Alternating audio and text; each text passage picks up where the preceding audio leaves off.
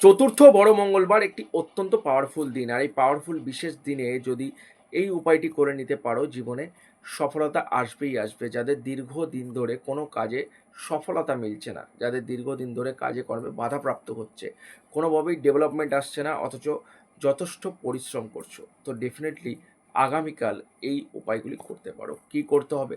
চতুর্থ বড় মঙ্গলবার অত্যন্ত পাওয়ারফুল একটি দিন।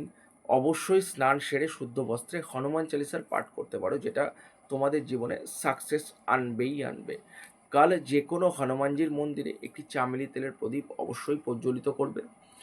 কাল হনুমানজির মন্দিরে সিঁদুর দান করতে পারো এবং অবশ্যই নিজের সামর্থ্য অনুযায়ী কিছু না কিছু দান করতে পারো।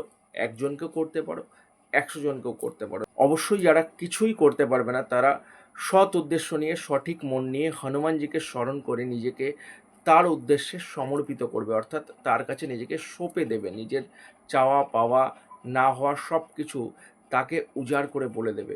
100% নিশ্চিত হনুমানজি তোমাকে রক্ষা করবেই করবে। করেই দেখো। ভিডিওটাকে অবশ্যই শেয়ার করবে এবং কমেন্টে জয় হনুমানজি লিখতে কিন্তু ভুলে যাবে না।